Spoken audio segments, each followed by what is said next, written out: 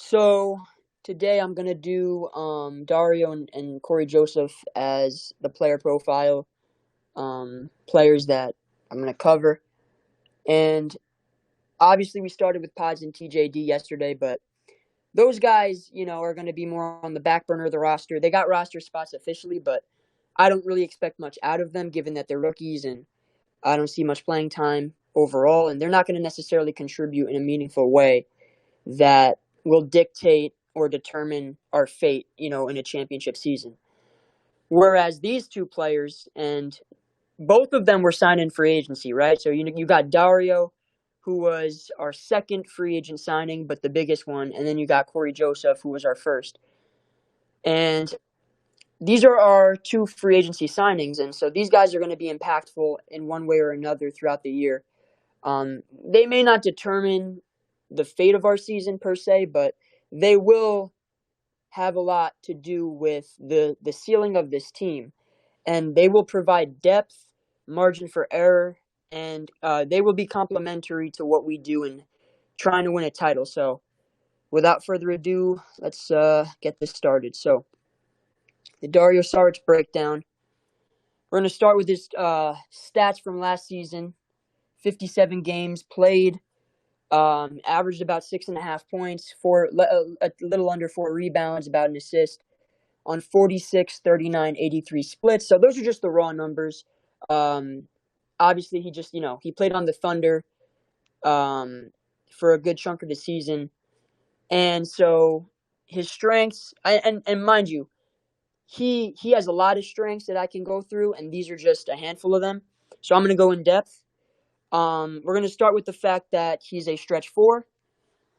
He's a front court player, right, that can shoot the ball, and that's a big deal, right? 36% from three for his career. He shoots 36% on corners as well. He's a quick decision maker with the basketball. Having a guy like that in the front court is a big deal, right? The ball doesn't stick, kind of like Looney. Looney makes a decision, right? DHO, screen, dive. Having a guy at that big man spot that can make quick decisions is invaluable. On top of that, he provides a lot of lineup versatility. So obviously that's a big deal. That was something we were missing last year at the front court spot, a guy that can shoot, space the floor, rebound, provide some playmaking, the ancillary facets of the game that fills in those gaps, that cuts into those margins, that's able to put us over the top. That Otto and Belly and Damian Lee, to a lesser extent D. Lee, obviously. D. Lee was a regular season player, but mostly Belly and Otto. Those two guys were instrumental in, providing those extra boosts. So the stretch four thing is a big deal. Quick decision maker, big deal. Line of versatility, big deal.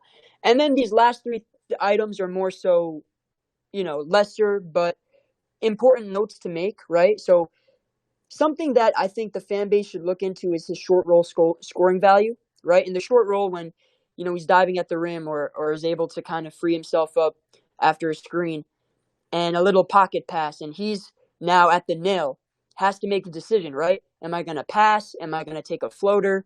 Am I going to, in an advantage situation, right? That would usually be Draymond or Otto Porter or Kevon Looney, like a couple of years ago, right? So, and even Andre Iguodala way back. Now, obviously, it's hard to find these types of players that have this skill set. But Dario Saric is one of them. A guy who, if you trap the ball screen, he can make decisions. He can find guys in the corner. He can make a pocket pass for Kevon Looney or Draymond in the dunker spot down low. He can take that floater. He has the ability to take that little pop shot, right? So he can score in the short roll, and he has, and I really should say offensive value instead of just scoring value. He has offensive value in the short roll. He can play make and score. And I think that ability is something that we're going to optimize this season. So I view him as a blend of Belly and Otto. He's like a blend of what they do. He sees the floor very well, right? I kind of mentioned earlier he can see the corners quite well. He has a good has a good ability to read the floor and read the defense. He's a great system fit overall, just kind of like what we like to do, right? With the motion offense, with kind of playmaking and getting guys involved. He fits into our style of play. He plays really hard. If you watch him, he puts in a lot of effort. He's a guy that doesn't let up. He's active. He's engaged. You don't have to motivate him. And I think even though this is kind of a point that may fall on some deaf ears, it's important to note, like, we had guys last season where, they didn't necessarily put in the effort we needed, and which is why we went to someone like Anthony Lamb, who, even though he wasn't necessarily well-rounded or as effective as a role player or rotation player should be, he was getting run because he was hustling on the rebounds, diving for loose balls. So this is something that Dario Saric also checks off. He's a guy that plays hard. He puts a lot of effort on the glass, right? He crashes the glass, and he is 6'10". He's a little undersized to play the 5, and I'll get into that a little bit more. But so he's more of a natural 4, but he does, try to, crash the glass, gang rebound, that sort of thing. Defensively, right, he's a guy that is textbook, right? Good discipline, very good positionally. He doesn't really, even though, and I'll kind of get into his weaknesses a little later on, even though he may not be gifted from a, wingspan or quickness standpoint, he can, understand where to be, trapping the box, rotating on time, closing out, helping the helper, peel switching. You know what I'm saying?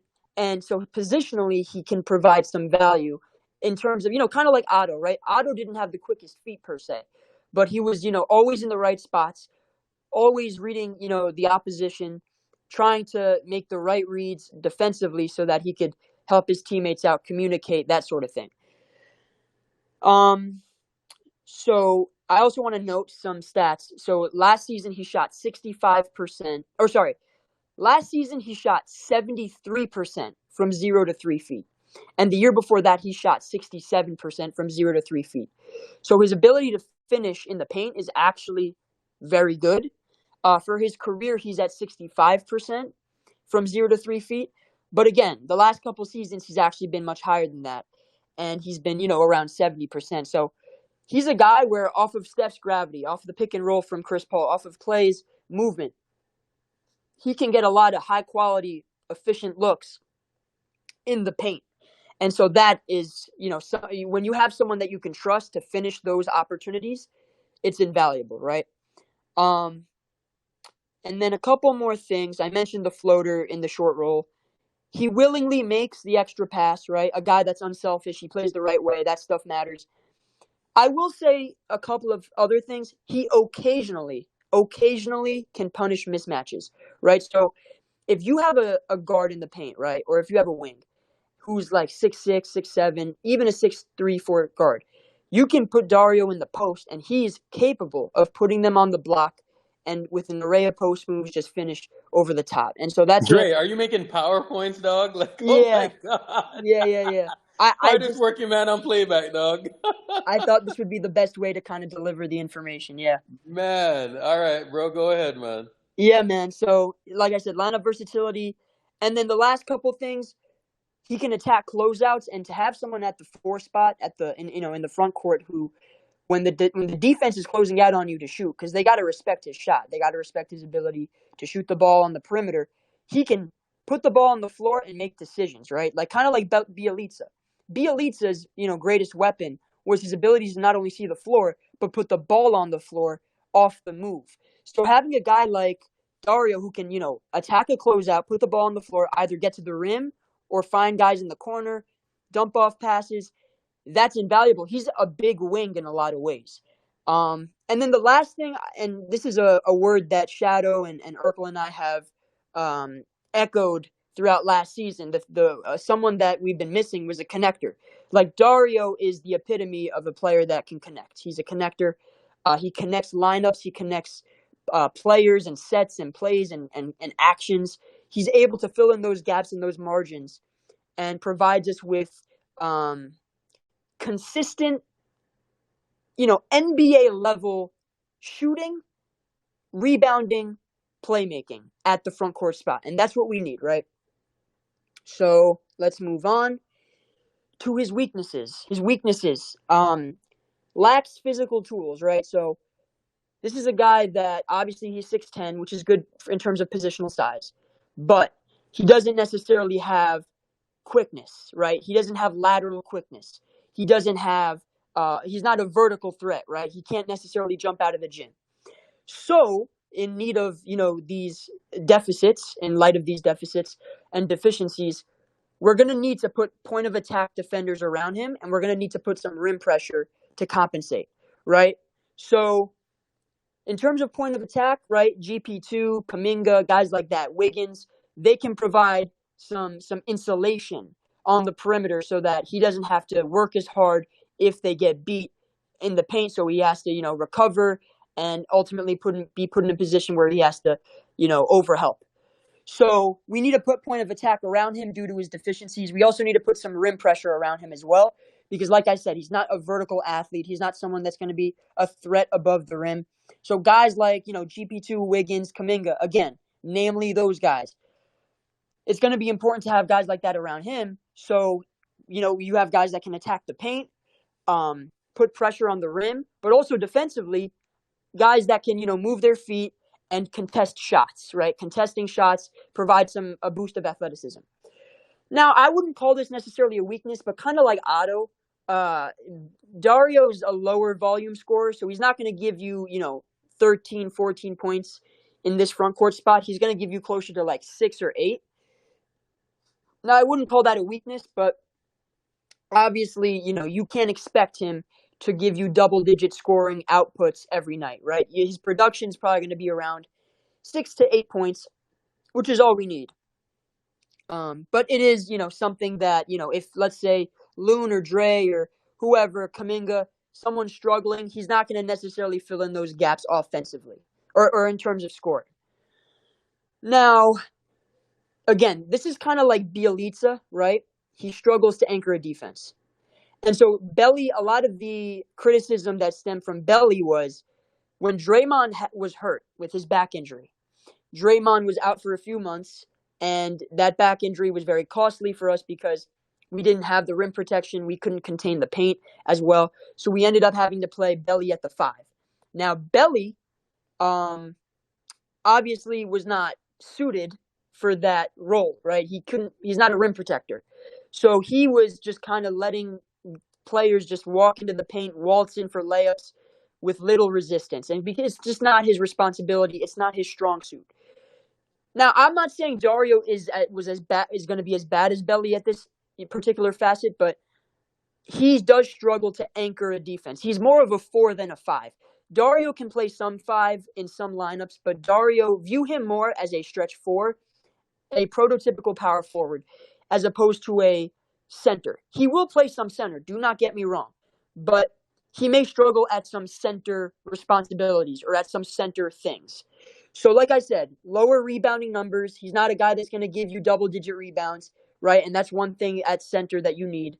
And he's not a great rim protector. He's kind of poor at that, at his, front court position. So these are things that, I want to make sure that we are aware of these weaknesses early on. So next season, if someone goes down or if he's put in a position where he's playing the 5, I don't want people to, have these expectations that he's going to be a rim protector. Like, he might struggle at these things next season because it's not his skill set per se, especially defensively. Now, moving on to expectations, I view him as a semi-auto replacement, right? And that's why I put it in quotations. I didn't put auto replacement without quotations. I put it with quotations.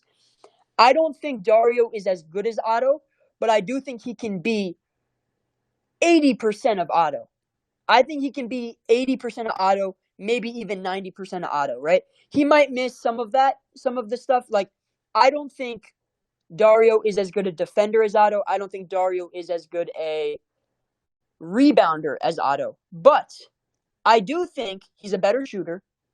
And I also think, better shooter, because Otto shot 37% with us. And 37% is a good clip.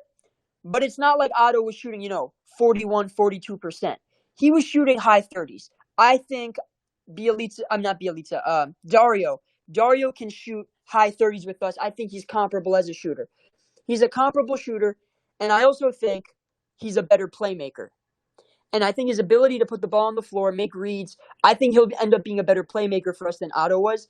So at certain things, he may be worse. At other things, he may be better. But I do think Otto is a fair comparison because, even Anthony Slater wrote in his article when we signed Saric that the Warriors did view Saric as an Otto replacement, as an Otto archetype of skill set, of value of player. So understand that I'm not trying to say Dario Saric is Otto Porter and that we should expect him to be. But I do view, in quotations with reservations, I view Dario Saric being a significant chunk of what Otto provided. You know what I'm saying? In terms of the shooting at the front court spot, in terms of the versatility, in terms of lineups, and rebounding and playmaking, I think Dario can provide a lot of that value. The last thing in terms of expectations is just the fact that he will have a consistent role. Expect him to play consistent minutes, right? He will have consistent minutes off the bench every night. Consistent minutes, 7th to 8th man. After Chris Paul, the next guy off the bench might as well be Dario. If it's not Kuminga, if it's not GP2, Dario's right there in the mix. Like, he's as good as any player to come off the bench after CP3. So, let me see. I don't think I missed anything. I'll add a couple more things. So, I also view Dario as someone that can play against most matchups. There's very few matchups that I view him as unplayable against, right? Because he does have some weaknesses. So there may be some more athletic teams like, who knows, like the Grizzlies or, maybe, I'm trying to think, the Thunder, right? The Thunder, they're quite athletic. There might be some teams that have an athleticism advantage that Dario may struggle against. But for the most part, by and large, I do think Dario can play against most matchups. And the last thing that I want to mention is his expectations, and this is kind of a strength of his as well, was he's going to end up providing spacing relief for Loon, Dre, and Kuminga. Like, very similarly to how Otto provided that spacing relief at the 4-5 for our other front court pieces like Draymond and like Loon and Kuminga to a lesser extent. I view Dario as a guy that can provide similar spacing relief for these guys. I think that's going to be his greatest value, that the most significant asset of his to this team. Anyways, before we get on to Cory Joseph, I kind of went through his strengths, weaknesses, expectations, stats. I'll get to Cory Joseph after, but we have a few people on stage, so if anyone wants to add anything, or anybody in the chat, if you guys want to add any comments or anything I missed, because I might have missed some stuff, so go right ahead and fill in the gaps where I might have missed. Yes. Can you hear me well? Yeah, you're good. Okay, so if we had Dario in the Lakers series, how much of an impact do you think that makes? Big impact. Big impact for sure. Yeah, absolutely.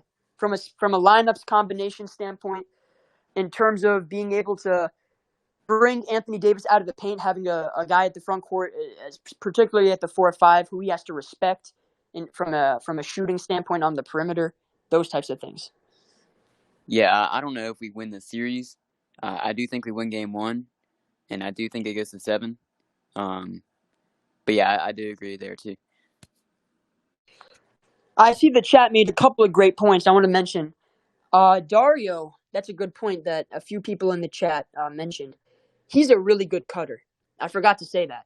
So Otto was good positionally. Like, I liked what Otto was able to do, setting screens and popping, for shots and spacing, all that stuff. But Otto wasn't necessarily like a slasher per se.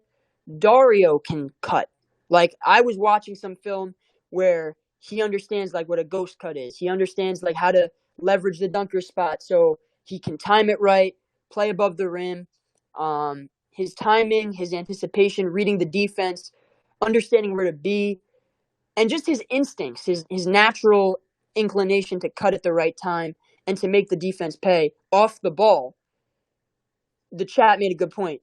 He can cut, and he's a very good cutter. So now you put them in our motion offense. See, that's the thing. The Suns didn't. I never felt like the Suns maximized what Dario Saric can do from his, the full toolkit, the full toolbox of that he has, right? So I think we can kind of optimize a lot of his strengths, and cutting is one of them. So absolutely. Dr. NBA, Shadow, you guys have any other points? I know Shadow was all summer long. The moment free agency hit, he said Dario was a lock to sign, and we ended up getting him, obviously. So you pretty much mentioned it, but again, I think the thing we're lacking is versatility, because certain players cannot play with each other due to the fact, like for example, Looney and Draymond, you can't put them. You could start them, but I think we got holes because when you have at that position that can't open up the floor and create space,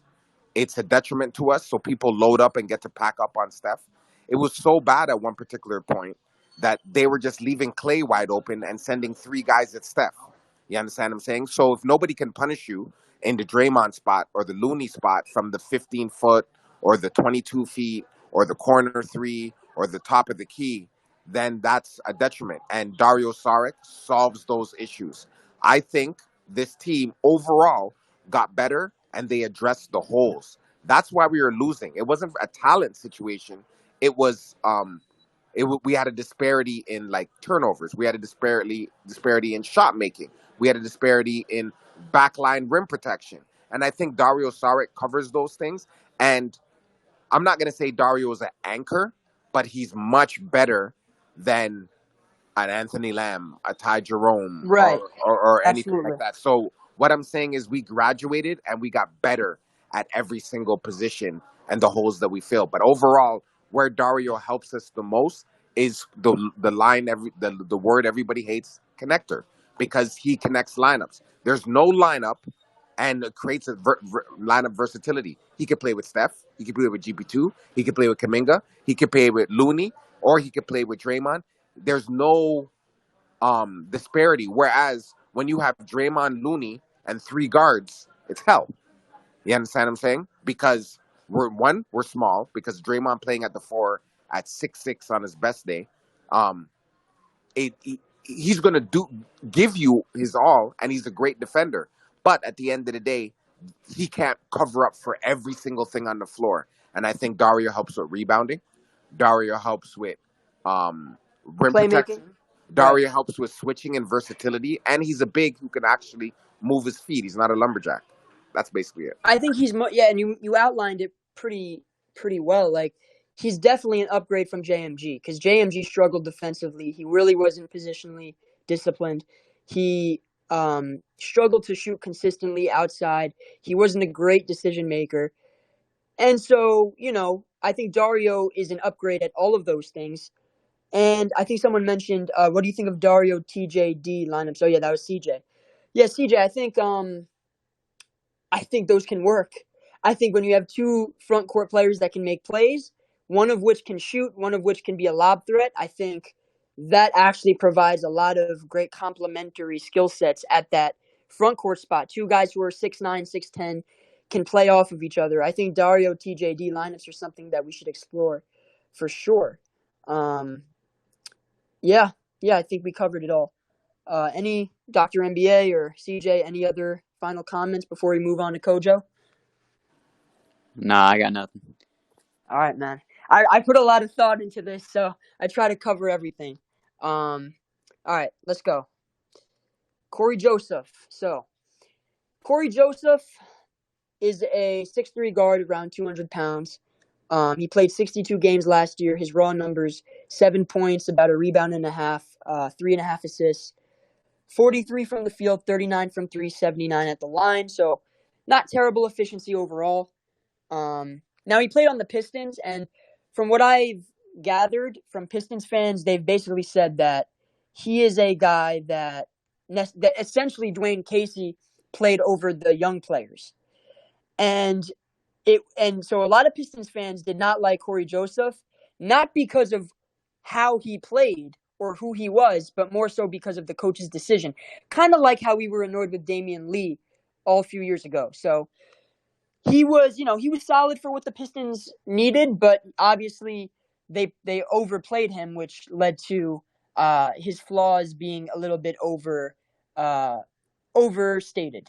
So getting to his strengths, right? And I think we saw this as one of the main markers. His assist to turnover ratio is among the best in the NBA, and that's for a guy that's as random, right? He is a minimum free agent signing, and he's not necessarily a household name. So to have a guy that's among the best in terms of just taking care of the basketball, I think that is pretty significant. I think that's good for us because year in, year out, we are consistently among the worst teams, if not the worst. We were 29th last year, meaning we were the second worst in turnovers. Yeah. At taking care of the basketball, exactly. Yeah, and Draymond and Poole were both in the top 15. Poole was in the top 5 with turnovers. I think he was like 4 or 3, and Draymond Green was like 15th in turnovers. Yeah, so we had no, two that's guys true. that were in the top 15 in turnovers, which is going to do it to you. Yep. So yeah, we'll get to now.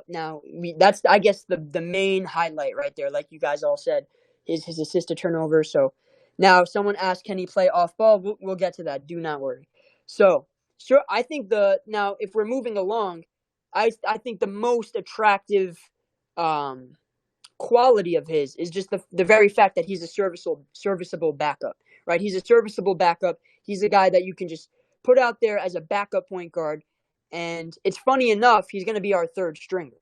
So not only is he suited to be a backup, but he's a pretty damn good third stringer if he's going to be, in that role. So ideally, right, he could be a backup, but that's definitely a strength of his because if CP, has an injury that takes him out for a couple of weeks, or Steph needs to rest on a given night, he can play that backup spot. Someone like Chioza or Wanamaker were not necessarily suited for that position. And so those They weren't responsibilities. even NBA players, Dre, with all due respect. They weren't even NBA players, right? They were in the G League. They were out of the NBA, playing overseas. So they weren't necessarily even NBA level players. Corey Joseph can be your backup point guard at an NBA level. So that's big, and because he's our third stringer, and I think that's something to take into account.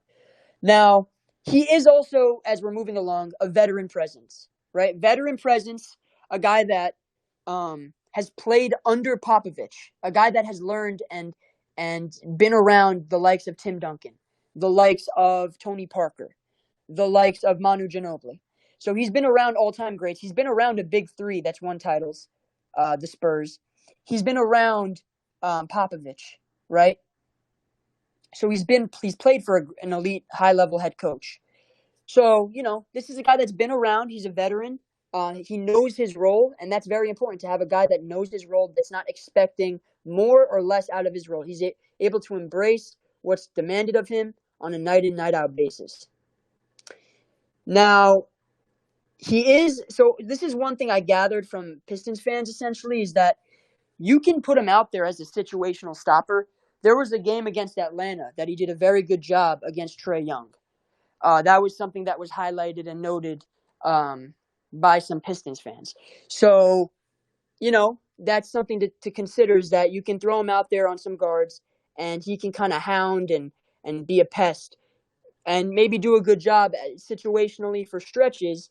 Obviously not someone that's consistent like GP2 at that high of a level, but he can be someone that's a change of speed. He can be, throwing the opposition off balance.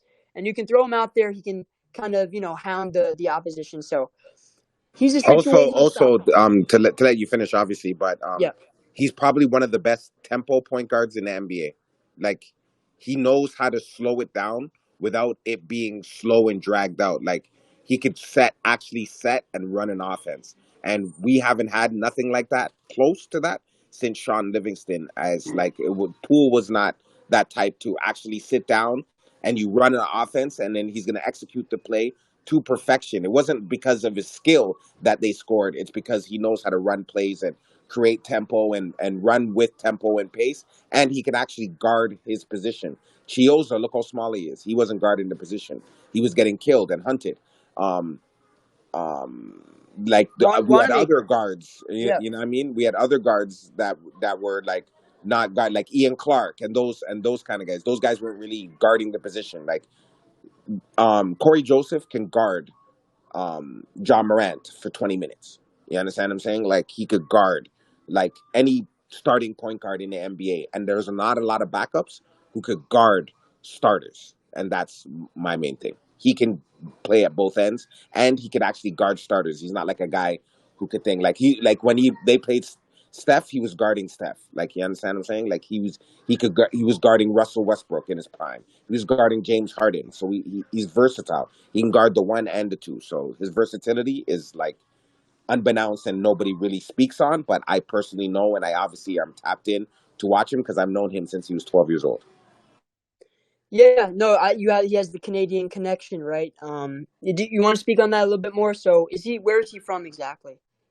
He's from probably like you guys are in miles, so I would say like 20 to 25 miles outside of Toronto. He's from a place called Pickering, Ontario. His father, DJ, played basketball at a super high level. He could have been like, his dad could have been like probably like a top 10 player in the Euro League. His brother, Devo Joseph, played at Oregon and really like killed it. He's playing in Europe, making seven figures. Cory is a McDonald's All-American. He went to Finley Prep. He won a national championship. He played with Tristan Thompson on that and on that team, and a bunch of other guys from like actually the Oakland area that he used to play with. He went over to the University of Texas, where him and Tristan played one and done. I think they made it to the Sweet 16. He's also been playing basketball like his whole entire life. Corey Joseph's been a killer, and he's been a Team Canada captain. He's led the charge for Canada being in the top 10 globally for as far as in like the Olympics, the FIBAs, and the worlds and all that. So at the end of the day, he has great experience. I've known him because of his dad is like a super OG in the basketball community, and I've known him for a very long time. And he's a good leader. He's well spoken. He comes from a Trinidadian background. His mother is white. He's mixed. His mother's white. His father is from Trinidad. His father is DJ. We call him Coach David Joseph, and he has a brother named Devo Joseph. He has another brother and a sister as well. But Corey's just Corey's just a guy, bro. Like we like. I'm gonna be honest with you guys. Like the numbers aren't gaudy, but you have to remember this guy was a McDonald's All-American. Like he was going at every player you could possibly think of, college, university. The thing That's about one thing that and yeah. I kind of noticed he has a good motor. He's very competitive. Yeah, he's very competitive. His thing is like he went in the Popovich's system, and we all saw Deontay Murray in the Popovich system. It wasn't like Deontay Murray's numbers were gaudy and they were shining, but when he left that system and he got to flap his wings in Atlanta, we got to see how good he is. I wouldn't say Popovich suppresses you, but it's such team ball that you're not going to get the crazy gaudy stats outside of like even LaMarcus Aldridge struggled a bit when he left Portland and he went there. And Kawhi Leonard, it's not like he was averaging anything in the 20s when he was there. You know what I'm saying? It was like high teens type of effectiveness and efficiency. And he was more like defensive minded. And also with Pop, you got to be able to play defense. You know what I mean? And Deontay Murray, one of the things that he got from like the vets and the OGs and swim with Corey is if you want minutes, you gotta create stops. One thing also, I don't know if you mentioned, Corey Joseph's played probably 900 games in the NBA. 200 of them have been starts. So he's not afraid of the moment, and he's not your prototypical backup who hasn't had minutes or anything. And on top of it, this may sound weird. He's such a selfless player that on the Warriors, if Corey wanted to average 15 points a game, he could average 15 points a game because he knows how to score. You understand what I'm saying? But he likes to play within the confines of the offense. And you're gonna see, and I'm going to guarantee you, the game Steph sits down, Corey Joseph's gonna give you between 19 and 22. Every single time. Wow. Why? Because Cory just knows how to score. I promise you guys, he's a McDonald's All-American, which meaning his ceiling was super high. The thing about it is because of the teams that he went to, he was always in a situation like when he went to Toronto, like DeMar DeRozan was there, Kyle Lowry was there, so he had to sit back. But those numbers, he was always giving you like 10 points on like multiple. Like if you look at the like if you go in and you probably I don't know if anybody can just put in his per 36 or per 75, you guys are gonna be kind of surprised. You understand what I'm saying? So at the end of the day, like Cory Joseph is a solid player, and on top of it, he's not even playing backup. He's gonna be our third string Yeah, point guard, and at third string, we've never had somebody as good as I backup. agree. I would argue that say like Sean Livingston is that, but Cory Joseph defensively is super sneaky good on defense. Like he could actually guard the position. He at worst he's going to be his neutral, but he's usually going to get the better of a guard. Like he's going to hold an opponent. Say a person like Ja. Ja is going to he's going for 30 every game. He had 40 last night. Like Ja's going to go off on him, or Darian Fox is going to go off on him, but it won't be efficient. He's going to be tough. He's going to wear him down, and that's the Uh-huh. type of player he is. That's all I really got to say. No, that was incredible insight, just top to bottom. Yeah, dude, I think that was kind of one of the nuggets that I was able to to research. Pistons fans kind of mentioned that while he's not necessarily the greatest defender in the world because last season he was given a lot of responsibilities on a bad team. There were moments where, like I kind of highlighted, he can be a situational stopper for stretches. He can hound, be a pest, understand how to get under guards and make things tough and uncomfortable for them. So he's just he has that veteranship, he has the presence, the know-how, all that stuff, and he is content with being a third You stringer. know what he is? You know what he is? He's like a Markel Fox, a Markel Fultz with less opportunity. Wow, that's You high. understand what I'm saying? And he's going to be a fan favorite. Why? Because he's going to do things from a basketball intellectual level that has nothing to do with skill. But you're going to be like, damn, Cory Joseph again. We're going Shut to have up. multiple games where we're gonna be down two. He's gonna make the stop. He's gonna give it to Steph, and he's gonna pass it to Steph. Steph's gonna splash a three, and he's gonna win. You understand what I'm saying? And I'm gonna be honest with you, like he's gonna be a teacher's pet, meaning that he's gonna be in lineups over a lot of people, Oh, I like agree. in Yeah. closing lineups, because he just doesn't make mistakes. And I think our major weakness, we were 29th in turnovers, and the reason why we lost, I would say, at least 10 games this season was because of turnovers. At least 10 games we lost, specifically because of turnovers. And he immediately fixes that problem. CP3 immediately fixes that problem. And Right. if those two guys were on our team, we would have at least another 7 to 8 wins extra. 100%. 100%. Were you gonna say something, Dr. MBA? Oh no, I was just gonna tell you. I was just gonna say Shadow could have just kept it simple by saying he's everything Poole isn't. But Oh yeah. Well, that's for another day. um okay, I think the next thing to move on to is his off-ball capabilities. This is something that Joe Verre, I don't know if you guys follow him on Twitter. Joe Verre is a very talented analyst. He kind of breaks down film and he understands the X's and O's. So one thing that was highlighted from Cory Joseph's campaign last season with the Pistons was his ability to play off the ball. And he's not only capable of doing it, but he's actually very good at it. So he shot the ball very well from three. He can, spot up, knock down shots, right? So his ability to shoot off the catch is very good. And then not only shoot, but also attack off the catch. So put the ball on the floor, stampede dribble, on the move, and he can, make things happen. Maybe not at the highest level, but he has that ability, and it's always great to have ball handlers next to Steph, guys who can do something with the ball, right? Dribble, pass, shoot, as Urkel's, usually highlights. Dribble, pass, shoot. And that is something that Cory Joseph can do. He can dribble, he can pass, he can shoot. Now, he may not be the greatest at all three, but he's capable of doing all three at a limited capacity in a backup role, and he's going to be our third stringer, which is even better. So, obviously, he won't determine how our season ends per se, but I do think he can be a serviceable option when CP3 is resting or Steph is has a night off And to or give you yeah, that his usage was so super low, even though he played like 24%. So he was playing off ball a lot. Like he could play off ball a lot. Right? On the Pistons, he was playing off ball because they didn't really have no shooters. Like Jaden Ivey was on the court, so he would go off right, ball and let right. Jaden Ivey. When Cade was present and he was playing, he was letting Cade play bring up the ball, and he was going off the ball. So his usage is very low, and he still gives you what you need. So as far as that, like I said, he's not the most flashy, but he's super effective at the role that he's given.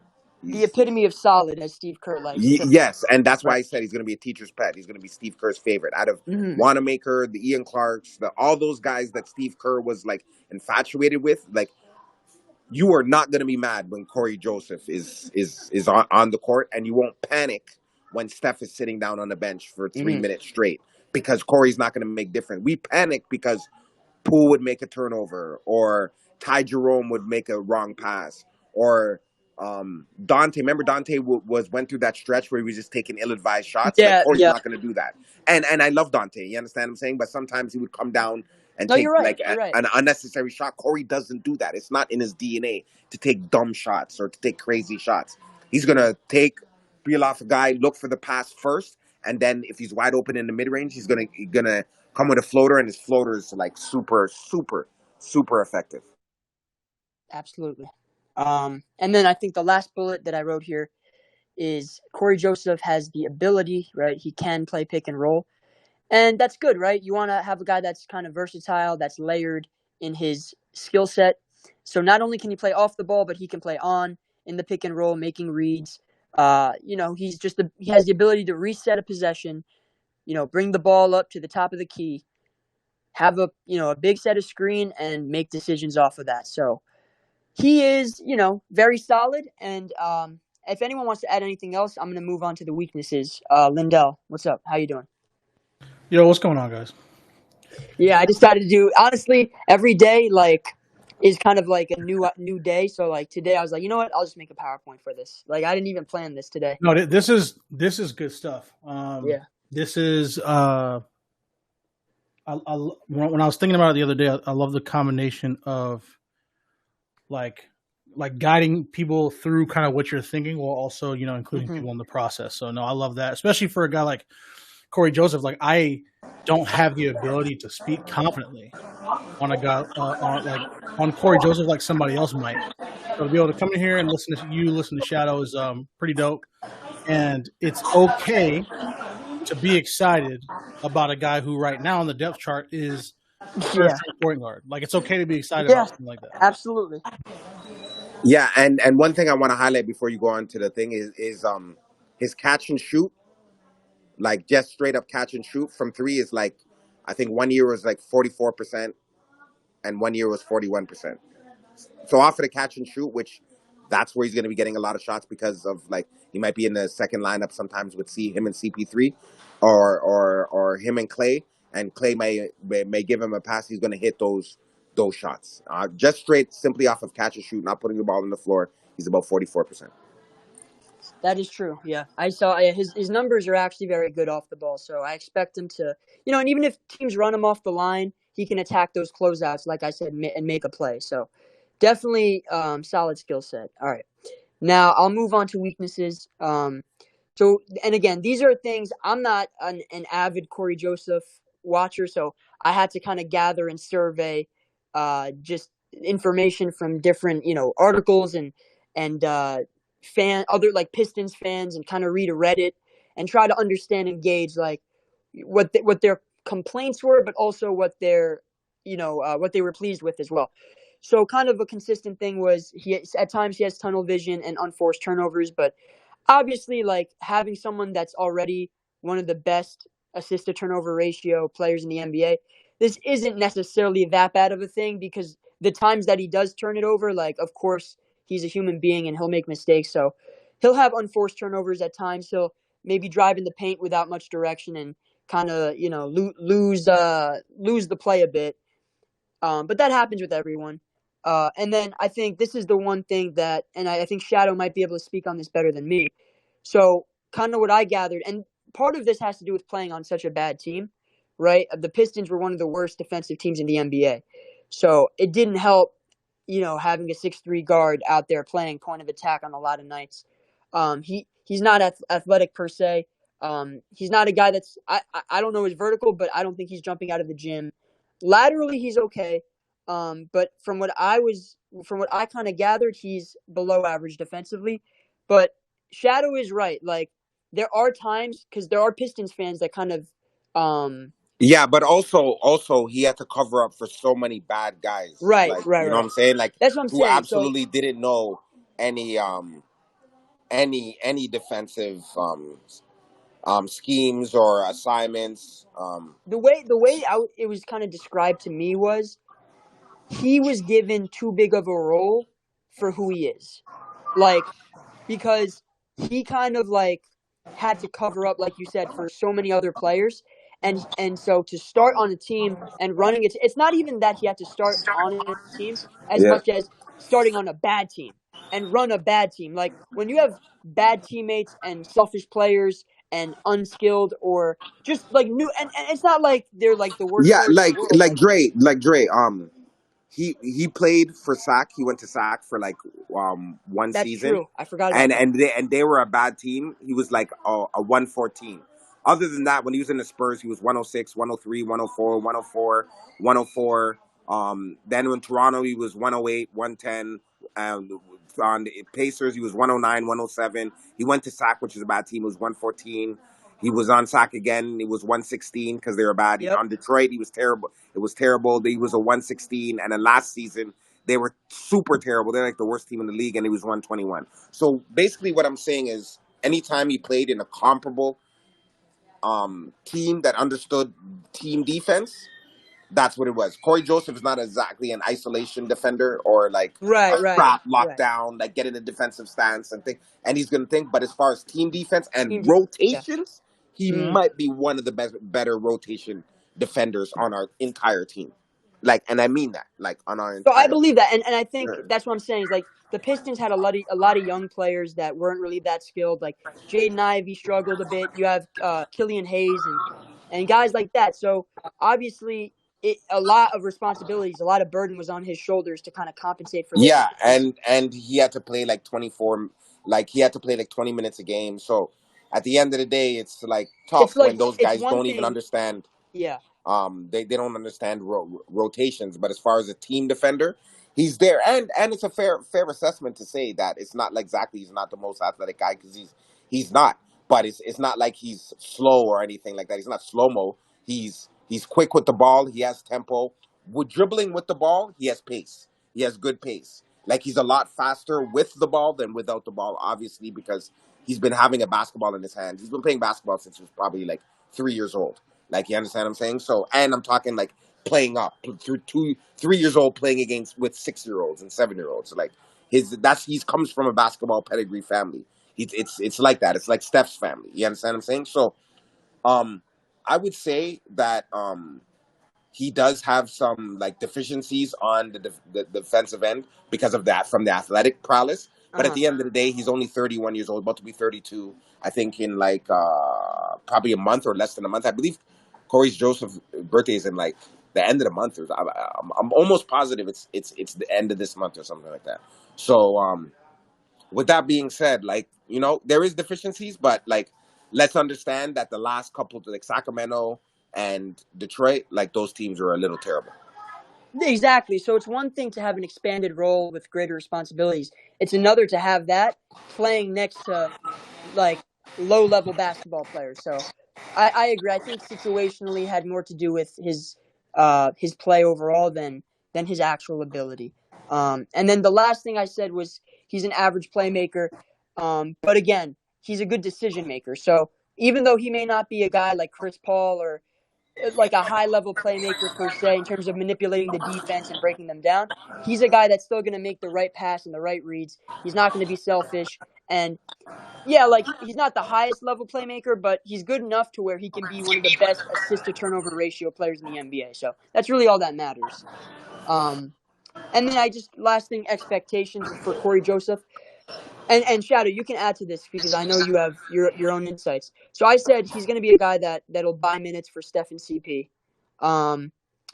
I view him as having a somewhat. I know I said inconsistent, but I'm going to amend that. I do think he'll have a somewhat inconsistent role and minutes coming off the bench. I think there'll be times where he plays 16, 17 minutes, maybe even 20 minutes. And then there might be times where he plays 8 minutes or not even plays at all. He may get a DMP because, they might want to run pods Yeah, out there. but Yeah. Kerr is sporadic. Some games he's gonna play Right. like a Right. lot. Sometimes he's not. But like if you really look at it, like Ty Jerome didn't play that many games, but in the games Ty Jerome played, he played like fucking 20 minutes, bro. It was unnecessary. And Right. Cory Joseph is a fucking NBA fucking superstar in comparison to Ty Jerome. Like they're not even in this. Ty Jerome is like 2 tiers underneath Cory Joseph. You Yeah. understand what I'm saying? So, like, it's an upgrade. I would say Dario Saric is the GMG replacement, and I Right. would say Cory Joseph is the Ty Jerome replacement.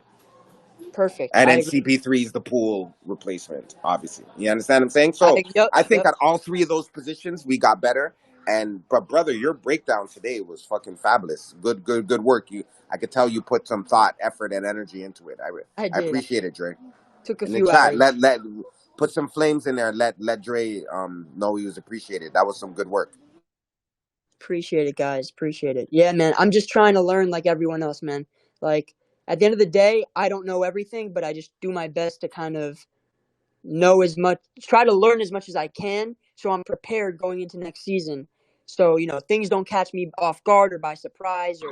Yeah, and also this is going to be good data when we, get into the season. Obviously, we're going to do more spaces and whatnot going into the season. And as you guys know, these guys are like, at this point, they're subscribers. Like the team, like with all due respect, the team was listening to spaces when we did them in the morning or during the day in the practice facility, huddled up. So at the end of the day, they're going to be listening again, and like the trainers and the equipment managers and a good 5 to 6 players are going to be tapped in and listening. So at the end of the day, it's good some information to give to our fan base, as well as let them know that we appreciate them. We're watching it, and we have lofty expectations. We're not going in there thinking like I'm going to be honest with you, like just to be honest with you, like anything under 55 games is a disappointment. But I'm not out here looking.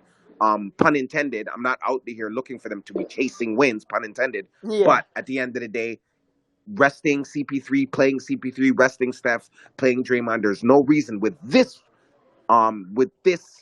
bench having the best starting 5 in the league, accompanied by this bench. I would say what we were like the 29th bench in the NBA. I think we were one of the worst by far. Yeah, we were one of the worst. I think we're in the top 10, like going into next season. I think comfortably. You know what I mean? So, and I'll be honest, even last year with all the flaws we had, right? JMG wasn't necessarily living up to, filling Otto's shoes, and you had Anthony Lamb playing a lot of time, and Kuminga and Moody didn't really take that step we all hoped for. Like, even with all of those things, the injuries, the Wiggins hiatus situation, all of these things that happened, I still felt we could have been we could have won the title last year. We still had a chance to or win.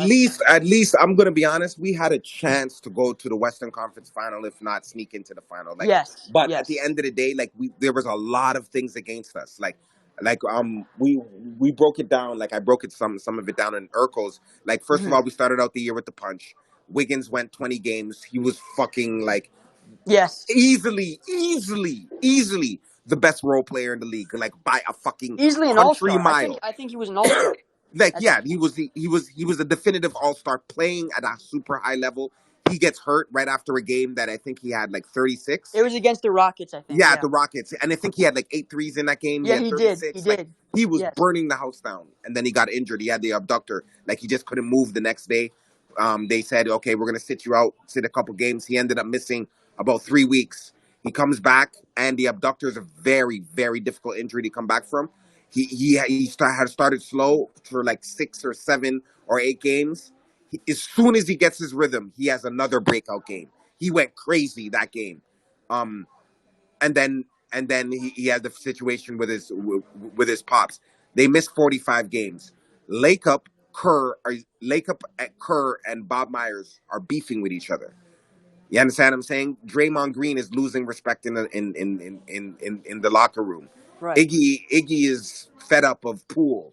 Poole and Clay are beefing with each other over minutes and rotations and who's starting and who shouldn't be starting. And people have to remember the beginning of the season, Clay was not playing in back to backs. You understand what I'm saying? So we had a lot of things going again. There was about 7 to 8 situations that hindered us from being the team that we needed to be and Yes. getting the cohesiveness that we needed to get. Yes. Then on top of it, never mind the tanking of the lineups with Wiseman, GP2 coming on our team, but then coming and not being able to play right away. Yep. Then and he was hurt. Then Wiggins not even getting no reps, no nothing. He was just training with a trainer, getting his reps up. Conditioning. Comes in, plays game 1 of the playoffs, like no tune-up game, no nothing, just a couple walkthroughs, and plays game Dropped 1. 17 off the bench. Yep. And then he's coming off the bench. And then he has the assignment of Fox deciding to wake up and having the playoffs of his life. So when he comes in, he's basically strapping him and locking him down. But he has to expend so much energy because, sometimes Kerr is shadowing Fox's minutes. Sometimes he's not. Then he would have to come in and do more on the defensive end to save us because he had to cover up so much hole. So it was a weird situation. You know what I'm saying? Then the Lakers series, he comes, he torches. I think he had a fucking. He was the best. He was the best player in Game 5. You understand what I'm saying? And breaks his fucking ribs, bro. Like it's like you couldn't even write it, bro. Like a black cat was running through Chase, was running through our spaces, was running through. It was just too much, man. It was just too much to overcome.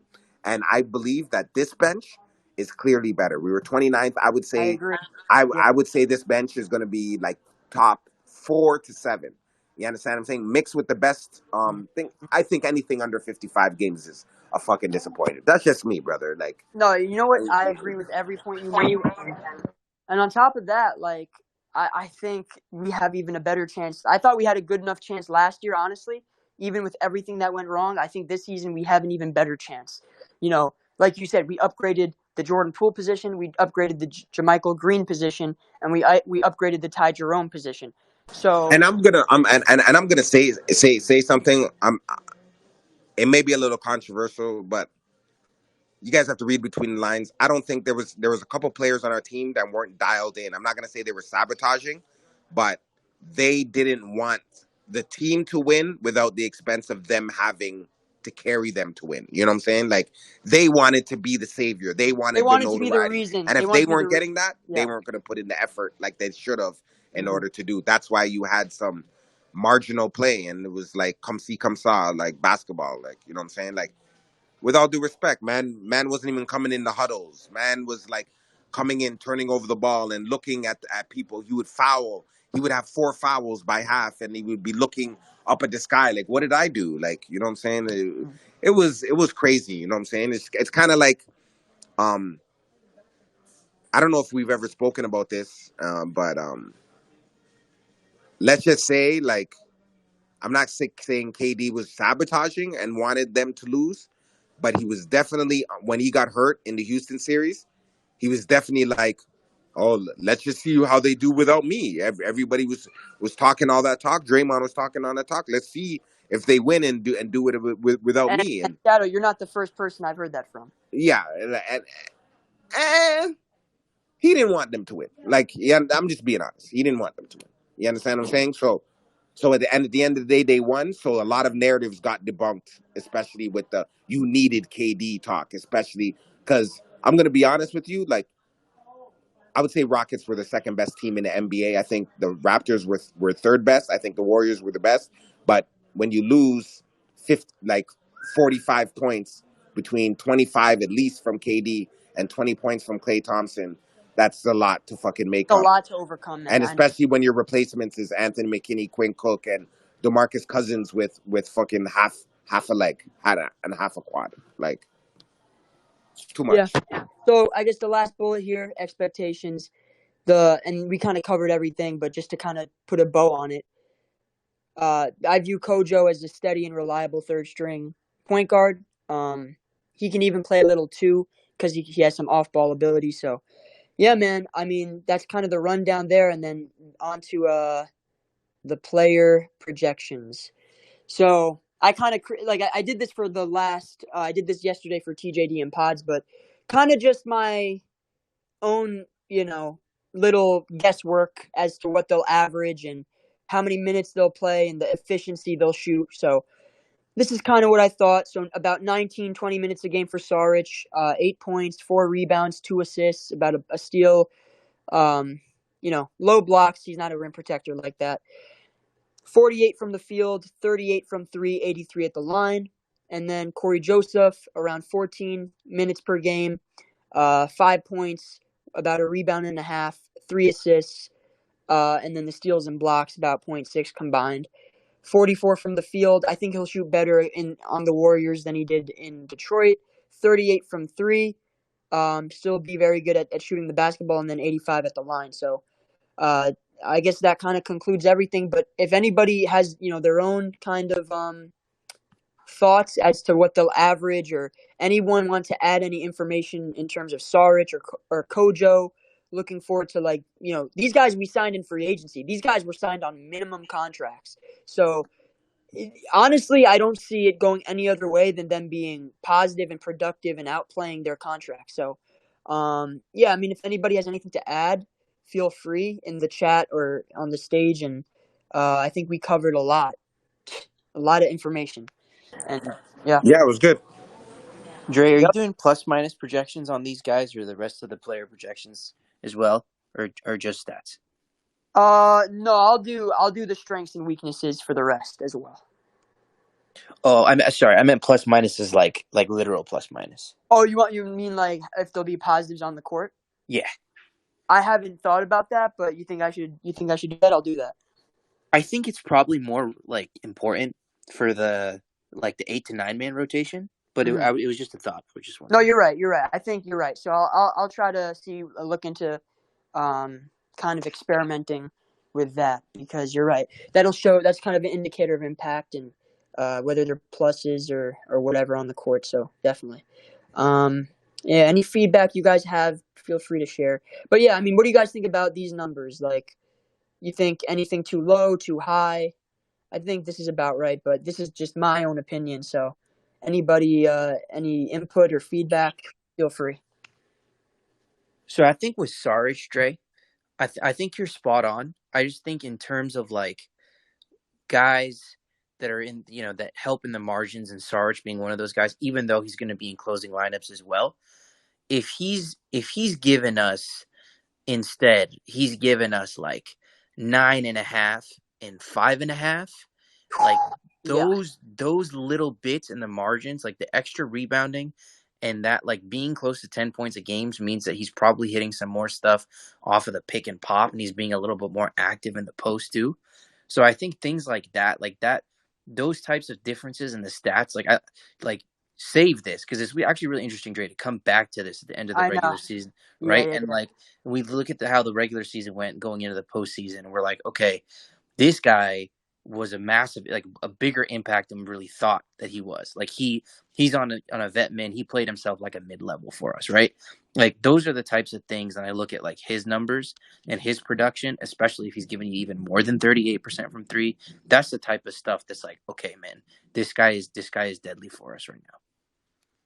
Absolutely, yeah. Part of why I decided to do this kind of series is because, A, we got to find a way to fill in the time and try to, optimize, leading up to the season and educate ourselves on each player so we can be prepared from a knowledge and an expectation standpoint and be prepared for that. But also, like you said, it's kind of like a reference. We can kind of refer back to what we thought to expect, what we thought we would see, and see if those expectations were met, if they were exceeded, if they were, if they failed. I think this is cool to just kind of look back on and see what our headspace and frame of mind was before the season and then during and after. So absolutely, man. I agree. If Saric is able to kind of outdo, because you got to remember in 2021 on Phoenix, he was giving you 10 points a night and like 4 or 5 rebounds. Like he was giving you basically what you said, that extra little bit of production, and that was a team that made the finals. He tore his ACL in the finals, but absolutely, if he can give us something even close to that, 90% of or 80% of 2021, his 2021 version, that would take us to another level, because even last year he was very good, but, 2021, he was a legit 7th, 8th man. And I still think he can be a 7th, 8th man for sure, but, the difference between averaging, 7 or 8 points and then 10 points at that position, playing consistently and greater efficiency, more rebounds. If he plays like Otto did, right? We never expected Otto to average 8, 9 points and 6 rebounds like that. Those are some. Yeah, he was averaging like 4 or 5 the season before. Yeah, exactly. That extra, rebound and a half, that extra couple points, like it's going to add up over the course of a season, and it's going to impact and show itself in wins. It'll show itself in a playoff series where, remember, Otto had 3 huge threes against Memphis in Game 4 that if he had not hit those, we were down by 12 points in the fourth quarter. He doesn't hit a few of those shots, we may not be talking about a championship, because then you go back to Memphis for Game 5, and then things get interesting. So Otto had some big moments, and so I expect Saric to, at least fill in some of those shoes. So, yeah, I mean, I thought we did a really good job just outlining all this stuff today. So, yeah, man, Otto made some big threes against Boston Game 6. Yeah, absolutely. Going through the caffeine crash right now. All right, guys, I think that just about covers it. I don't know if Urkel's going to do like a spaces or a playback. No, Jay's got a Oh, that's NFL true. Yeah, space at yeah. 10 o'clock, 10 Eastern, 7 Pacific. Okay, so that's in 15 minutes. B, did you have anything to add with Saric or Kojo or whatever? Not really. I remember Kojo from the 2014 Spurs team. He was a Spurs, yeah. really good player back then, and he's been solid. I mean, he's a solid player. He's still in the NBA now, so he's a solid veteran to have. And hopefully, I think he's going to be one of those guys, kind of like JTA was and Damian Lee, how the Yeah. young guys kind of gravitated towards those type of players. I Yeah. can see him being that type of player that the young guys gravitated towards. I think, yeah, that's a great point. I think, his leadership qualities, just playing next to Tim Duncan and Ginobili, Parker, being around these types of guys over time under the tutelage of Popovich, he's been around some heavy hitters. So he can, pass down some advice or recommendations for guys like Pods or Moody. He can kind of pass down some information and some encouragement for these guys as from a leadership standpoint. Remember, being a veteran, they call it the veterans minimum, only $2 million a year, but you usually get more out of that $2 million that contract, on the dotted line. You usually get more out of them because they have been around, they have that experience, they can elevate a team in more than just one way on the court. Like they can elevate your team off the court through leadership and encouragement and these types of things. So, yep. Shadow, did you have any other things to say? No, Or? it's basically like Dario Saric, and I kind of knew that was one of the first people that CP spoke to, so that's why I kind of guaranteed you that we were going to get Saric. Saric had other offers, and also it was early in the free agency, and despite Clay not signing the deal and them waiting and them stalling and doing all that, like that shit went on for like a good 3 weeks. He could have got nervous and signed somewhere else and bailed on us, and he stuck there. That's what he saw the value in coming here, rehabbing his reputation, and getting a bigger deal. Cory, same thing. Cory, pretty much is a plus minus fucking savant. You understand what I'm saying? He's had seasons where he's had, I think, like 3 seasons where he was plus 200 plus.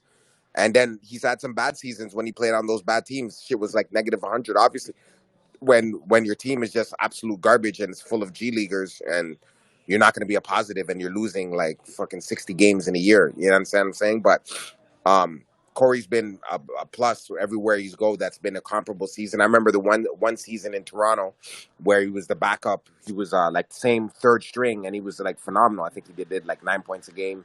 He was plus 243. He played multiple games when Lowry had a stretch where he had like hamstring injury and he was out. He was averaging double digits, mid teens. Like I said, Corey is just he's a solid player, but he's always going to give you more than you expect when you need it the most. Watch the games where CP3's not playing, Steph's not playing. He's going to win us. He's a person, he's going to win us a game in the playoffs. You understand what I'm saying? He's going to win us at least one game in the playoffs. Like that's the type of player he is. So that's high praise, and you know yeah, what? I don't think I'm it's telling you. impossible. I don't think it's impossible. You know? Yeah, but people don't know. You're gonna see when he comes there, because at the end of the day, like when like you know, it's not like everybody's tapping into Detroit games or tapping into Toronto games. And on top Right. of it, I've known the kid. Like he's like one of those kids that if there's a poster boy to points, rebounds, and assists don't mean shit, it's him. Because his Right. impact is not in the box score.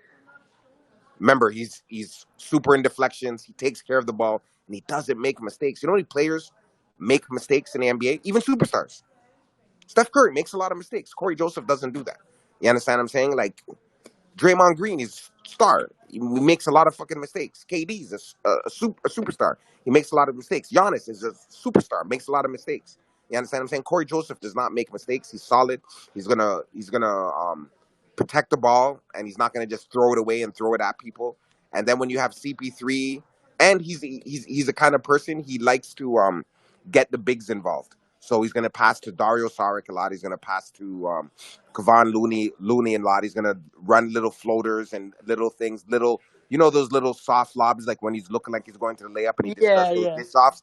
He's forever. He's a super wraparound kid. Like when a defender comes close out, he's gonna wrap around and then he's gonna TJD's gonna dunk it. Like he's that type of player. He's just gonna he's gonna do so much solid things, and he's just a good guy, man. He says the right things. He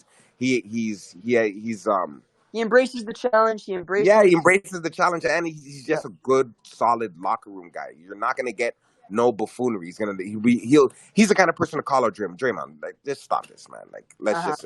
And then Draymond's gonna listen to him. Why? Because at the end of the day, like Corey Joseph is a clutch. Like Corey Joseph and Tristan Thompson. I didn't know that. Is he clutch? Okay.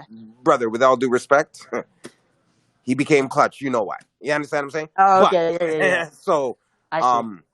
So Corey's foundation of clutch. Corey and Tristan, first guys were clutch, and Eric Bledsoe. Those three, because they were with Leon Rose, and then Rich left CAA to start his own agency, and those are his first three clients, bro. Those are the first three clients Rich ever had as clients. Corey and Tristan were his first two ever. You understand what I'm saying? So, and he showed improved with them, and is LeBron said, "Yo, you're my guy." Got you. Yeah. Great series though, man. Great series. I appreciate that, man. I'm Put trying this up every on day. YouTube. I think this will be good. Yeah. I uploaded. Yeah, that was great. No, I appreciate it, guys. Yeah, I did the TJD and Pods one yesterday. Got a lot of great insight from CJ and B, and everybody, and Lindell. Lindell did a really good job as well. So yeah, I'm uploading all these on YouTube. So if you want to rewatch them or pause it, just try to understand or whatever, that's cool. And I'll upload all these. This is a full series for every player. I'm gonna do in depth. From this point onwards, I'm going to do individual players now. So tomorrow, I'm going to do Moses Moody by himself. I just wanted to pair together TJD and Pods because they were drafted together, right? They came in the NBA together. They came to the Warriors together as rookies. And then today, I wanted to do Corey Joseph and Saric because they were free agents together. We signed them together in the offseason. But from this point forward, I'm going to be doing Moody, and then another player, and then another player, and then just one player at a time. But yeah, this is fun to do because it just is it's a refresher, it's enlightenment, and I think it's good, man, and it's good to look back on. So I'm very optimistic for this season, and some people aren't, some people are in the middle, but me personally, the reason I'm doing this is because I feel good about this year. So I feel like, this can add a lot of value to the fan base. So yeah, man. Jay's gonna start his playback within the next 5 to 10 minutes. So if you guys are interested, show him some support, show him some love, and a Raiders Playback Room. Yeah, the link's in the chat. Links in the chat. So go right ahead to Jay's room in about 5-10 minutes, and I appreciate everybody, man. We keep doing pretty solid numbers during this off season, so I appreciate everybody for showing up, showing out, showing love, and maybe I'll do a giveaway soon, another one. But appreciate everybody, and I'll be back tomorrow with Moses Moody breakdown, and I'll see you guys later. Thanks, Dre. Thanks, Appreciate you Dre. guys. Excellent stuff you're doing, man. Thanks for putting this together. All right, y'all. Peace out.